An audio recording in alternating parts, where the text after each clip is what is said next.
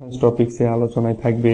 তবে সেই অ্যাডভান্সে যারা আসতে চাও, যারা আসতে আগ্রহী, তাদের কিছু কন্ডিশন থাকবে, তো আচ্ছা দেখি তোমাদের সবার কাছে একটু আমি শুনতে চাই যে তোমরা কে কে আমার ওই অ্যাডভান্স ক্লাসগুলো করতে চাও। একটু সবাই কমেন্ট করো দেখি, কে কে আমার ওই অ্যাডভান্স ক্লাসগুলো করতে চাও, একটু কমেন্ট করো সবাই।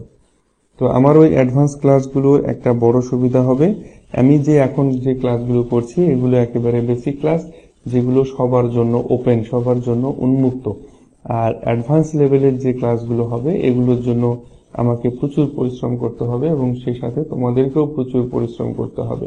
তো অ্যাকচুয়ালি এই যে তোমাদেরকেও প্রচুর পরিশ্রম করতে হবে, তো তাতে কি হবে, অবশ্যই তাতে তোমাদের মঙ্গল হবে, তোমাদের ভালো হবে। আর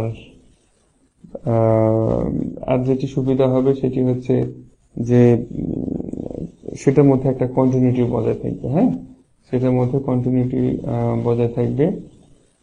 আচ্ছা, অনেক অনেক ধন্যবাদ। ইয়াসমিন বলছো করবে, রফিকুল বলছো করবে, হানিফ বলছো করবে, অনামিকা দাস বলছো করবে, মোহাম্মদ মাহমুদুল হাসান বলছো করবে। আচ্ছা, আমি এগুলো নিয়ে কাজ করে যাচ্ছি। হ্যাঁ, আমি এই জিনিসগুলো নিয়ে কাজ করে যাচ্ছি। তো তোমাদের সুবিধার জন্য যা যা করা দরকার, যা যা আমার পক্ষ থেকে করা সম্ভব, আমি ম্যাক্সিমামটা চেষ্টা করব। ওকে। আর অবশ্যই আচ্ছা, গোলাম গিয়াসও করবে, আমি আছি অ্যাডভান্স ক্লাস করব। আচ্ছা, অ্যাডভান্স ক্লাস করব, অনামিকা দাস স্যার আমি করতে চাই। আচ্ছা, থ্যাংক ইউ সবাইকে, অনেক অনেক ধন্যবাদ। যারা যারা করতে চাও সবাইকে আমি নেব, আমার কোনো আপত্তি নাই। এখানে ওই যে বললাম, এখানে 4-5টা কন্ডিশন আমি দেবো, এই কন্ডিশন গুলো একটু ফুলফিল তোমাদের করতে হবে। তো এগুলো গ্রুপের অনেক রুলস বা গ্রুপের অনেক নিয়ম কানুন আছে, সেই নিয়ম কানুন গুলো মেনে তোমাদের সেই কাজগুলো করতে হবে। তো যাই হোক, যখন করতে হবে, যখন আমি এগুলো নিয়ে আসবো, তোমাদেরকে বিস্তারিত বুঝিয়ে দেবো যে কিভাবে এগুলো করতে হবে। হ্যাঁ, আচ্ছা স্যার, আমি আপনার ক্লাস সব করব এন্ড আপনি যতদিন করাবেন ততদিন আপনার সাথে আছে। Thank you sir. Advance class কেমন হবে? আমি তো বললাম যে অ্যাডভান্স ক্লাসগুলো হবে এরকমই, যেমন রাসায়নিক বন্ধনের কথাটা বলি সবার জন্য, একটু মনোযোগ সহকারে সবাই শোনো। রাসায়নিক বন্ধন সাধারণত যদি এটাকে মিশিয়ে দিই, একটু হিন্টস দিচ্ছি। হ্যাঁ, এটা একটু হিন্টস দিচ্ছি তোমাদেরকে যে অ্যাডভান্স ক্লাসগুলো কিভাবে হবে। এই ধরো, অ্যাডভান্স ক্লাসের প্রথম যেটা আমাদের টপিকস, সেটি হচ্ছে একটা রাসায়নিক বন্ধন। এই টপিকসের উপরে মনে করো রাসায়নিক বন্ধন, এই যে টপিকসটা, এই টপিকসের উপর বিস্তারিত আমি তোমাদেরকে বেসিক যে ক্লাসগুলো করিয়েছি সেগুলো কি, যে রাসায়নিক বন্ধন কি, রাসায়নিক বন্ধন কাকে বলে, তারপরে কি করিয়েছি, কত প্রকার রাসায়নিক বন্ধন, কত প্রকার, কি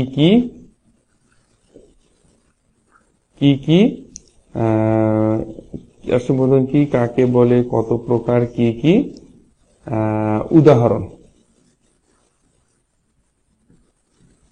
উদাহরণ পড়িয়েছি।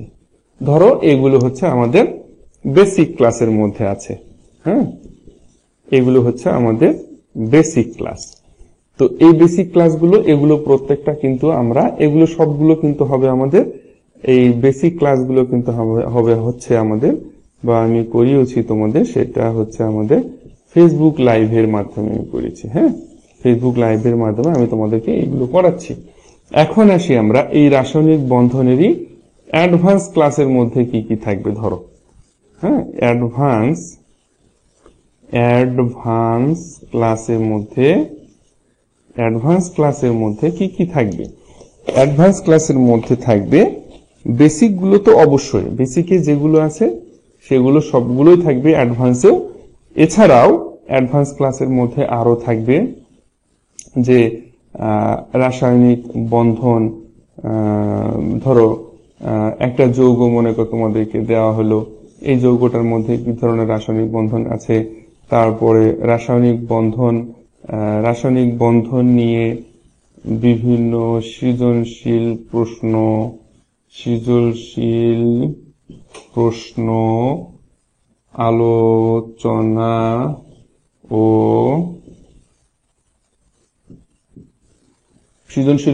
আলোচনা ও সমাধান,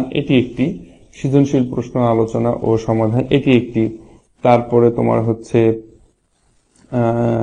যে বিভিন্ন রকমের রাসায়নিক বন্ধনগুলো, হ্যাঁ, বিভিন্ন রকমের রাসায়নিক, এগুলো কিন্তু আরো বিস্তারিত আসবে। আমি এগুলো একটা খসড়া আমার মনের মধ্যে এখন যা যা আছে সেগুলো আমি তোমাদেরকে আলোচনা করছি। বিভিন্ন রকমের রাসায়নিক বন্ধনগুলোর আরো বিস্তারিত, হ্যাঁ, আরো বিস্তারিত। আচ্ছা, এটা একটা গেল বিভিন্ন রাসায়নিক বন্ধনে।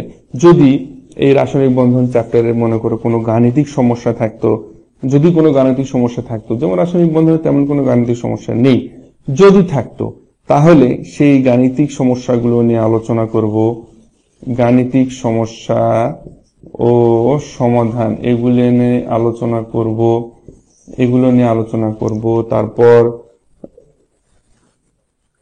তারপরে আলোচনা করব যে এই টপিকসের উপর, রাসায়নিক বন্ধনে বিভিন্ন বিশ্ববিদ্যালয়ে অ্যাডমিশন যখন তোমরা দিতে যাবা, বিভিন্ন বিশ্ববিদ্যালয়ের ভর্তি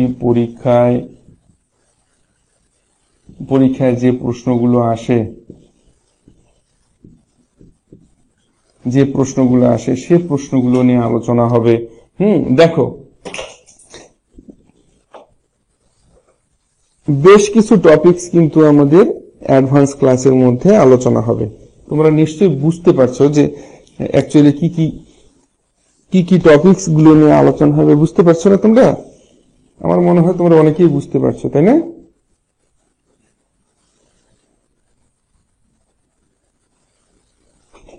বুঝতে পারছো না?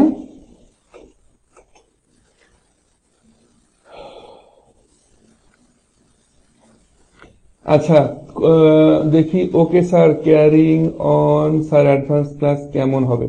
আচ্ছা, মোহাম্মদ গোলাম, খুব ভালো হবে স্যার অ্যাডভান্স ক্লাস। স্যার, আমি আপনাকে ধন্যবাদ দিয়ে ছোট করব না, আপনার প্রতি শ্রদ্ধা থাকবে যতদিন বেঁচে থাকবো। জি স্যার, ক্লিয়ার? জি স্যার, বুঝতে পারছি। আচ্ছা, আরেকটা বিষয় থাকবে, সেটি হচ্ছে এই অ্যাডভান্স ক্লাসগুলোর মধ্যে আর একটা থাকবে, সেগুলো হচ্ছে এই অ্যাডভান্স ক্লাসগুলো সব আমাদের জুমে হবে। জুম, এই অ্যাডভান্স ক্লাসগুলো জুম লাইভে হবে। হ্যাঁ, এই অ্যাডভান্স ক্লাসগুলো প্রত্যেকটা জুম লাইভে হবে। কেন জুম লাইভে হবে আমি বলি, যেহেতু এই বিষয়গুলো অনেক খুঁটিনাটি বিষয়।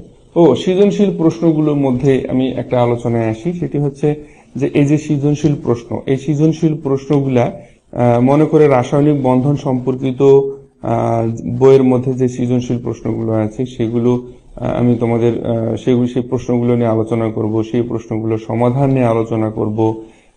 তারপরে আমার কাছে মনে করো একাধিক রাইটারের বই আছে, একাধিক রাইটারের বই থেকে আমি সবগুলো সৃজনশীল, যতদিন সময় লাগুক, আমার কাছে সময়টা কিন্তু ফ্যাক্টর না, তোমাদেরকেও কিন্তু সময় দিতে হবে। ওকে, তোমাদেরও কিন্তু সময় দিতে হবে। আচ্ছা, তো এই সৃজনশীল প্রশ্নগুলো দেখা যাচ্ছে বিভিন্ন রাইটারের বই থেকে সৃজনশীল প্রশ্নগুলো নিয়ে এসে আমি সেগুলো তোমাদের সলিউশন করব। সেক্ষেত্রে আমরা কিন্তু জুম অ্যাপস ইউজ করব। ওকে, জুম অ্যাপস ইউজ করব। এখন এখানে কিছু কথা আছে।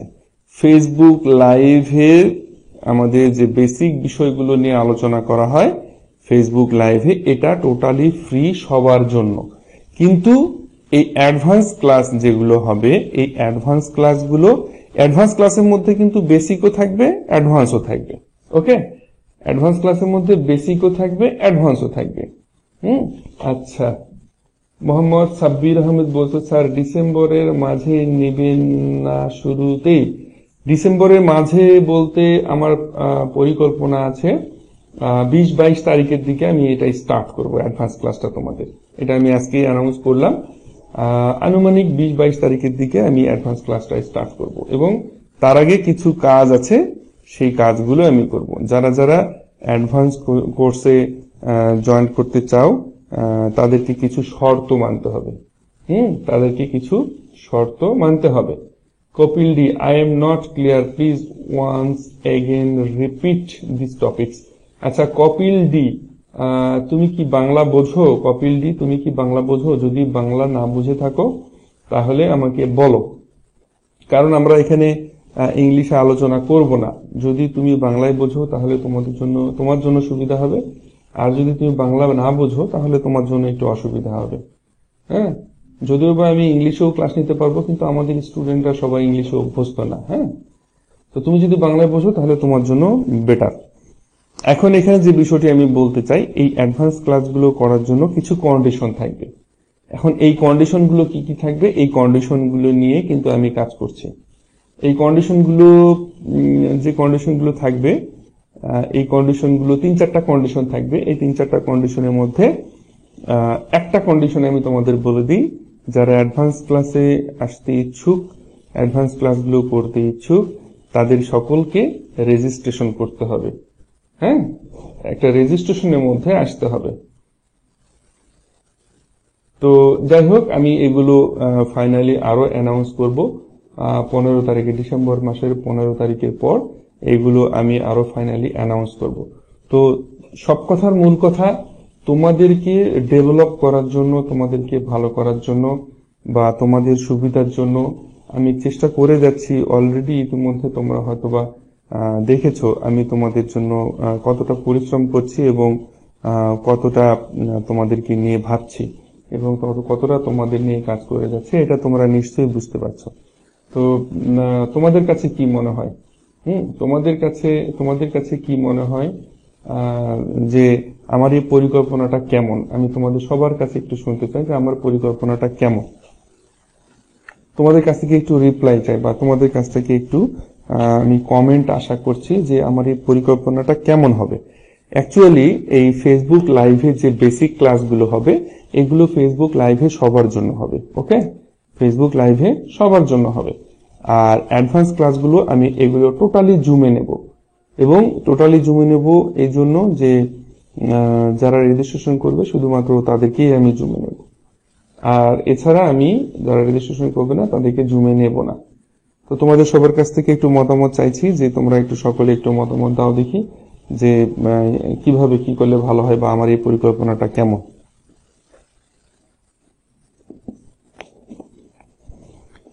আচ্ছা, আজকের আমাদের যেটি আলোচনা ছিল, ইয়াসমিন সুলতান স্যার, খুব ভালো প্ল্যান, আমাদের জন্য খুব ভালো হবে। হ্যাঁ, থ্যাংক ইউ।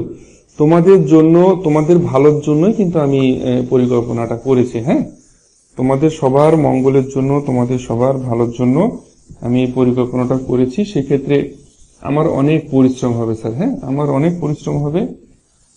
তো যাই হোক, পরিশ্রমের ফল যদি কিছু পাওয়া যায় তাহলে সেক্ষেত্রে অসুবিধা কি পরিশ্রম করতে, তাই না? সেক্ষেত্রে তো অসুবিধা নেই পরিশ্রম করতে। Excellent idea sir. আচ্ছা, থ্যাংক ইউ স্যার, খুব ভালো পরিকল্পনা। অনামিকা দাস, ওকে, থ্যাংক ইউ। এই যে তোমাদের কাছে যে রিপ্লাই গুলো পাচ্ছি। আচ্ছা, আরেকটা বিষয় বলো যে আমার বেসিক এবং অ্যাডভান্স এই দুটো আইডিয়াটা তোমাদের কাছে কেমন লেগেছে? কারণ বেসিক ক্লাসগুলো কিন্তু সবার জন্য আমি রাখবো ওপেন, যেটা ফেসবুকে থাকবে, যেটা ফেসবুক লাইভে করব, এবং এটা হচ্ছে আমাদের বেসিক। আর অ্যাডভান্সে যারা থাকবা, অ্যাডভান্সের মধ্যে বেসিকের সবকিছু থাকবে। বেসিক মেম্বাররাও ফেসবুক লাইভের মাধ্যমে অ্যাডভান্স গুলো করতে পারবে, প্লাস জুমে যারা আছো, অর্থাৎ অ্যাডভান্সে যারা থাকবে তাদেরকে জুমে নিয়ে আমি একদম ডিরেক্ট তাদের সঙ্গে কথা বলে তাদের যে প্রবলেমগুলো থাকবে ডিরেক্ট তাদের প্রবলেমগুলো শুনে আমি সেখানে সলিউশনগুলো করে দেব। ঠিক আছে? আচ্ছা, excellent idea sir, thank you. Sakibullah বলছো খুব ভালো হবে স্যার, আশা করি আমরা সবাই উপকৃত হব। হ্যাঁ, তোমাদের সবাইকে নিয়েই আমি এগোতে চাই, তোমাদের সবার ভালোর জন্য আমি কাজগুলো করছি। ধন্যবাদ। আচ্ছা, এখন আমরা যে টপিকসের মধ্যে ছিলাম যে জৈব অজৈব যৌগের নামকরণ, ভেরি সিম্পল। তো সেগুলি একটু আলোচনা করি। সাধারণত আয়নিক যৌগের আয়নিক যৌগের কি হয় নামকরণ। আয়নিক যৌগের যে নামকরণগুলো রয়েছে এর মধ্যে রয়েছে ধনাত্মক চার্জযুক্ত ক্যাটায়ন এবং ঋণাত্মক চার্জযুক্ত অ্যানায়ন। এদের সংযোগে সাধারণত আয়নিক যৌগ গঠিত হয়। এক্ষেত্রে আয়ন এক পারমাণবিক বা বহু পারমাণবিক হতে পারে, তবে একাধিক পরমাণু দ্বারা গঠিত চার্জযুক্ত আয়নকে যৌগমূলক বলা হয় থাকে। যেমন sulphate ion, carbonate ion, nitrate ion, hydroxyl ion ইত্যাদি বিভিন্ন ধরনের যে আয়নগুলো, এই আয়নগুলোকে বলা হয় যৌগমূলক। ওকে, আচ্ছা, এখন এই যে বিভিন্ন প্রকার যৌগমূলক একটি পরমাণুর আয়নের ন্যায় আচরণ করে ধাতব আয়নের সঙ্গে আয়নিক যৌগ গঠন করে থাকে। প্রতিনিধি মৌলের এক পরমাণুর ক্যাটায়নের নাম কি হয়? ওই পরমাণুর অনুরূপী হয়ে থাকে। যেমন দেখো, ক্যাটায়নের নামকরণ, ক্যাটায়নের নামকরণ